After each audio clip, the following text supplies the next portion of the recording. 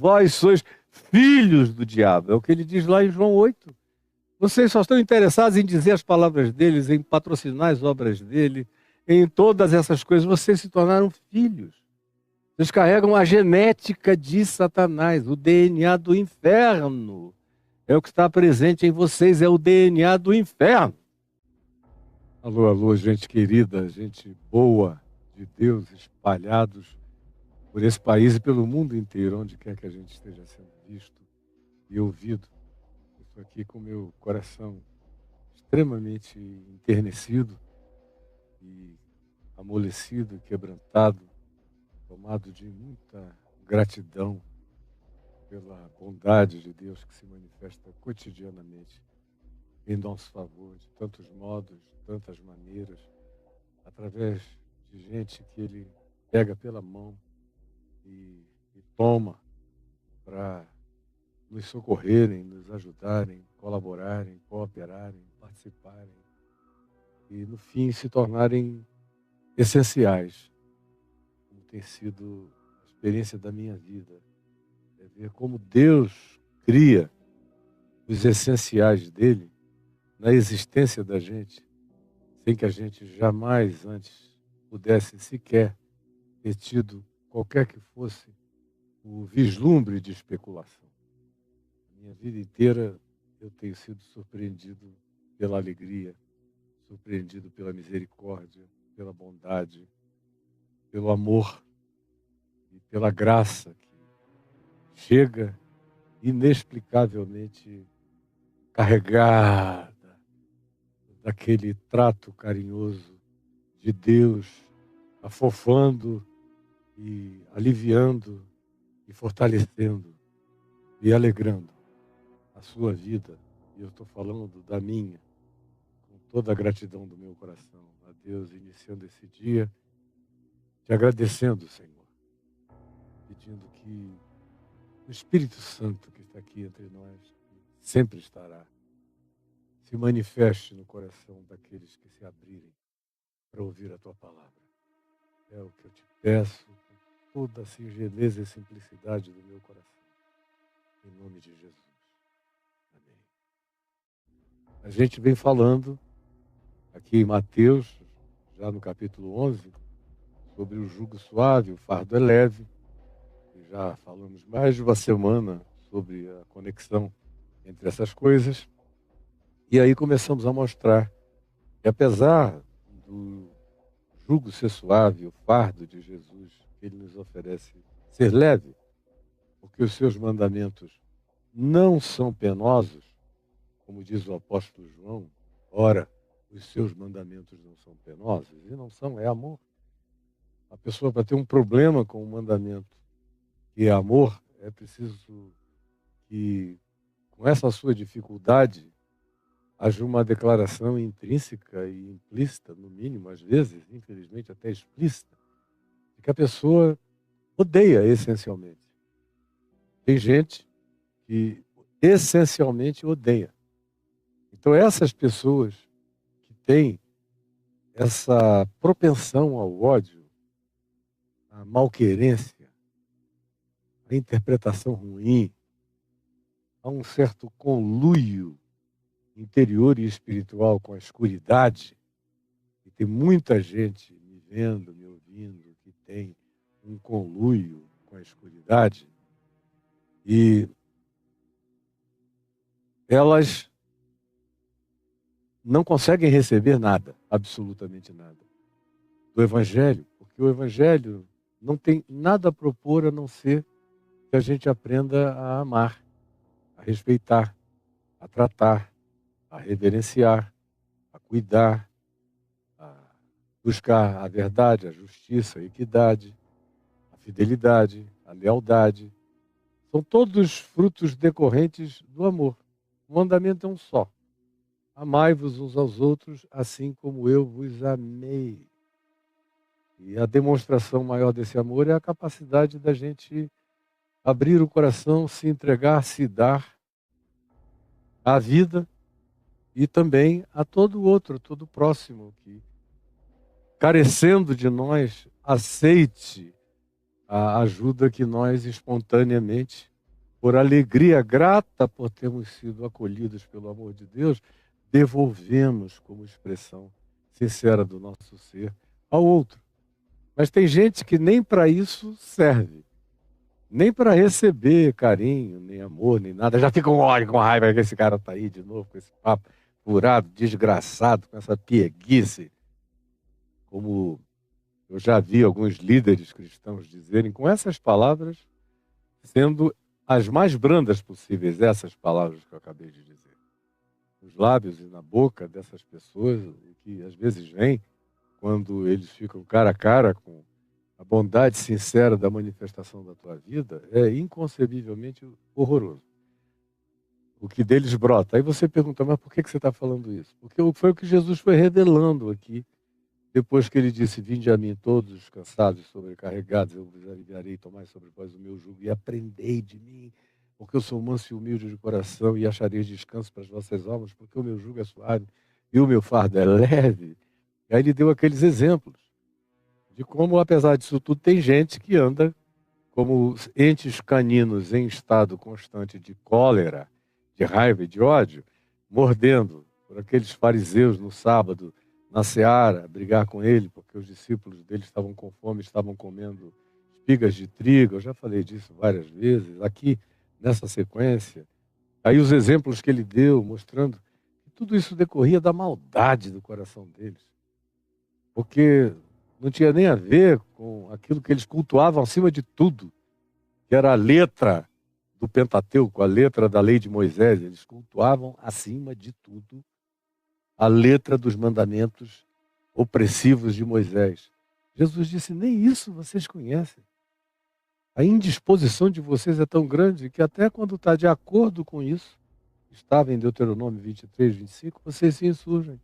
Como também nem veem que a figura que vocês, uma das que mais veneram, vocês mais admiram, que é Davi, agiu de maneira completamente correspondente ao que eu estou concedendo aos meus discípulos fazerem, que foi o que ele permitiu que os homens dele fizessem, com o pão da proposição, que era dado somente aos sacerdotes, e qualquer outro indivíduo que não fosse o grupo sacerdotal estaria em estado de violabilidade, violação, transgressão, fazendo aquilo, mas ele fez sem nenhuma culpa, por entender que a fome estava acima de qualquer ordem imediata, mandamento imediato. Não entenderam também a lógica de que é o sábado que foi criado para o alívio, para o descanso, para o serviço do homem, não o homem, a mulher, o ser humano, para o serviço de um dia no qual não se pode fazer nem o bem, porque supostamente se desagradaria a Deus. Vocês não entenderam nada. Como Deus não está atrás de sacrifícios, de sangue, de holocausto, de animais, de cultos sanguinolentos, de sacrifícios, de dízimos, de ofertas, de dinheiro. Não, ele diz misericórdia é o que eu quero. Mas vocês não entendem isso, por isso vocês destroem tanta gente inocente. E aí vem o outro sábado, aquela história do homem da mão ressequida. Como ele entra na sinagoga e os fariseus vão logo provocando. Hoje a gente pega esse cara, sabendo que tinha um homem ali com a mão encolhida, ressequida. Aí dizem, escuta, é lícito curar no sábado? Para ver o que Jesus diria, eu faria. Uma provocação explícita.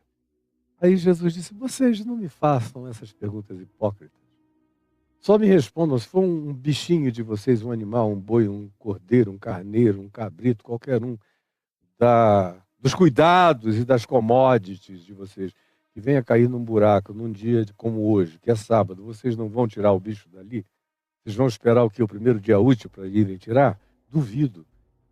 Então, se vocês fazem assim com os bichinhos, os animais, as commodities de vocês, pecuárias, por que vocês estão me fazendo uma pergunta tão patética dessa em relação ao meu próximo, ao ser humano, a quem eu amo, como quem os criou?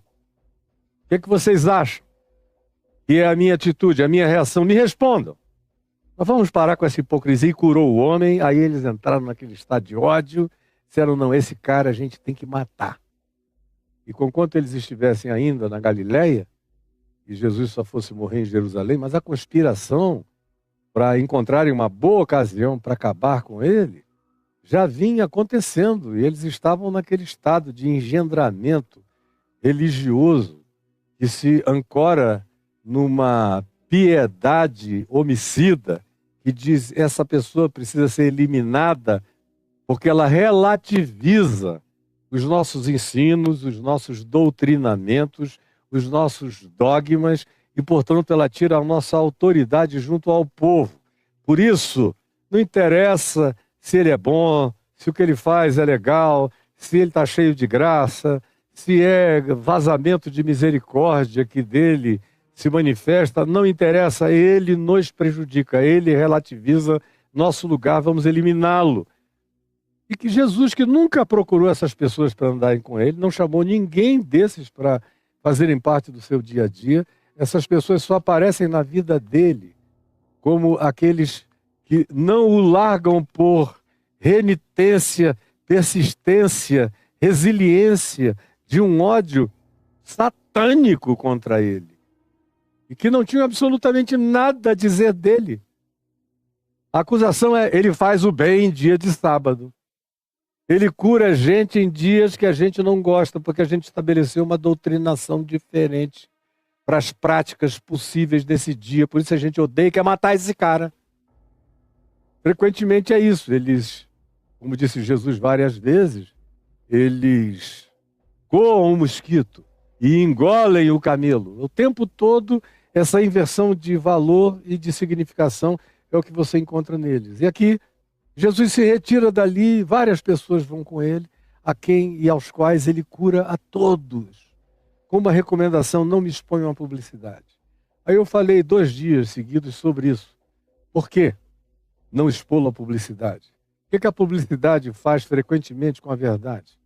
Como ele não a anuncia, a publicidade não anuncia a verdade e muito frequentemente a distorce. E fetichiza o objeto da divulgação aos sentidos infantis e adoecidos da grande maioria.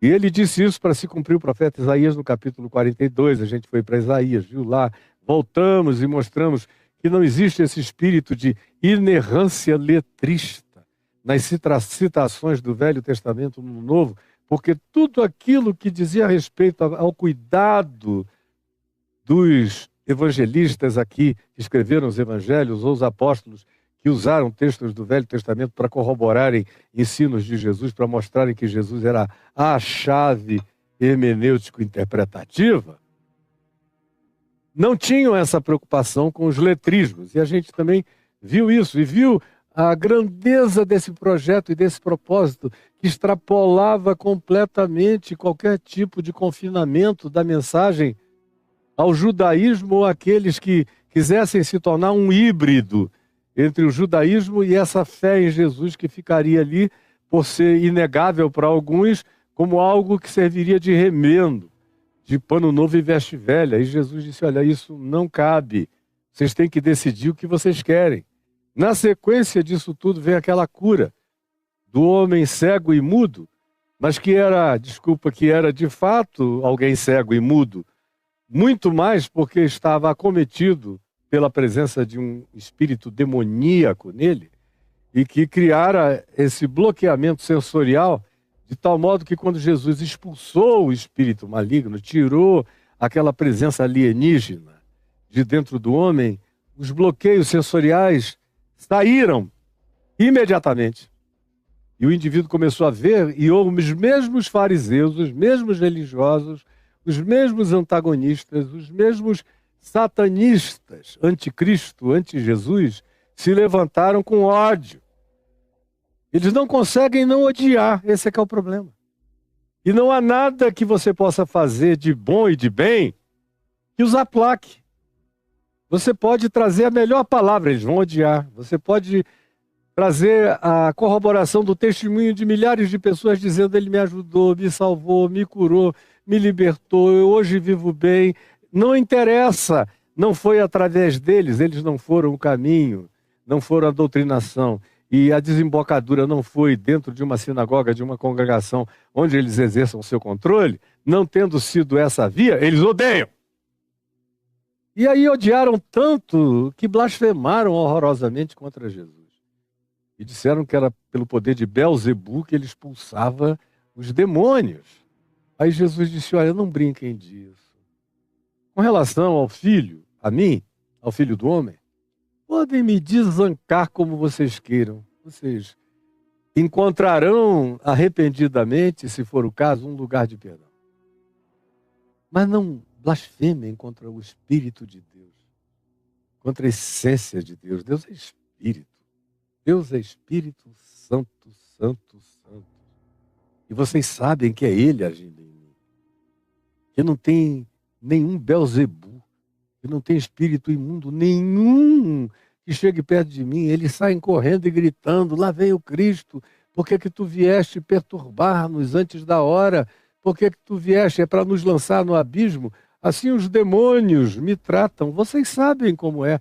Vocês têm certeza absoluta acerca de quem eu sou, do que eu represento, daquele que me habita, que está presente em mim, e que eu chego aqui como a mão dele, como o braço dele, como o dedo dele, com a soberania dele, trazendo e fazendo as obras que ele me ordenou fazer, que são idênticas às obras que ele faz.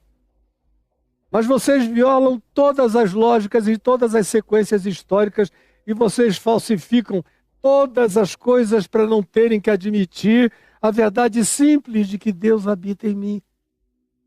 E por causa disso, da indisposição demoníaca, dessa indisposição absolutamente antagônica, satânica contra o bem que eu pratico, carrego, manifesto e o amor que eu expresso, faz tanto mal a vocês que agora vocês perderam a linha direto, estão me chamando de demônio, de Belzebu, de associado do maioral dos demônios, de enviado de Satanás para o meio de vocês.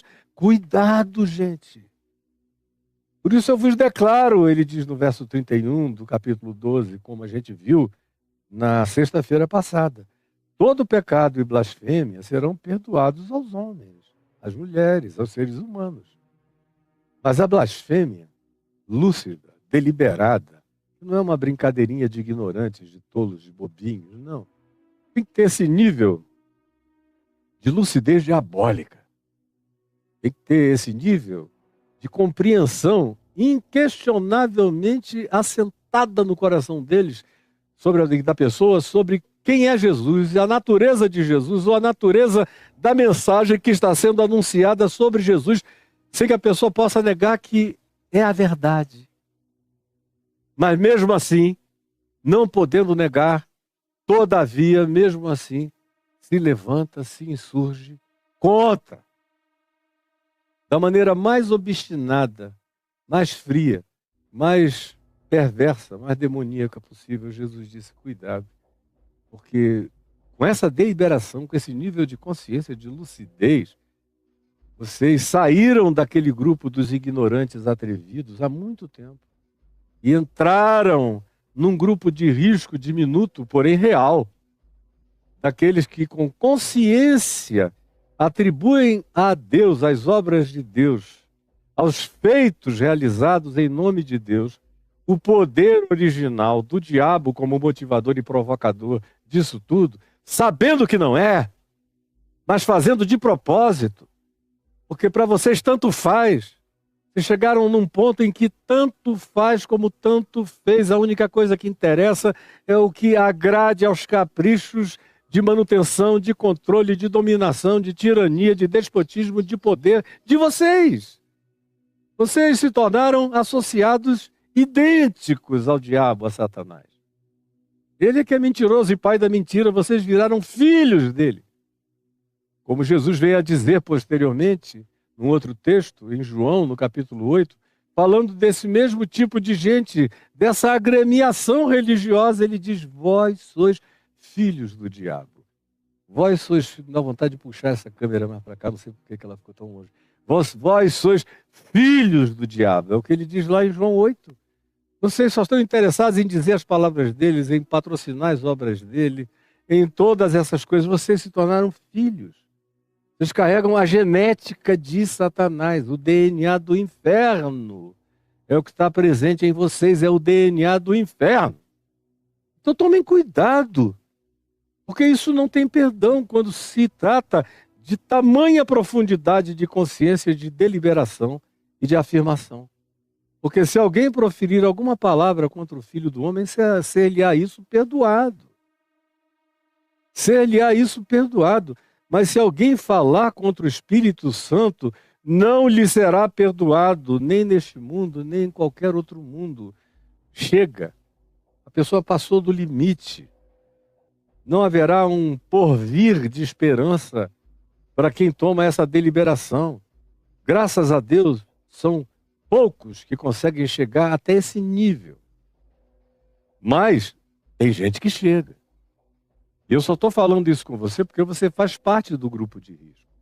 Como eu disse na sexta-feira passada, eu não falaria isso para hindus, nem para budistas, nem para muçulmanos, nem para kardecistas, porque são pessoas ou maoístas, ou taoístas, ou confucionistas, ou zoroastristas, ou seja lá o que seja. Porque são pessoas que não cometem esse tipo de deslize. Não andam com essa pressuposição de serem secretários de Deus, de serem os notários e os validadores e os chanceladores da palavra de Deus, como vocês são. Vocês é que são os que correm o risco mais perigoso do planeta. Por isso, cuidado. Esse negócio de vocês de se dizerem crentes e líderes dos crentes e dominadores dos crentes e pastores e apóstolos e profetas e rabinos e mestres dos crentes e os senhores dos saberes, os sábios e entendidos na lei de Moisés e nas legislações que definem quando o próximo está pecando ou não está pecando, o que ele deve fazer, não deve fazer, o que ele pode, o que ele não pode, o que já o botou no inferno e o que já trouxe sobre ele condenação, porque vocês deliberaram. Porque vocês decidiram, vocês são os seres mais perigosos da face da terra.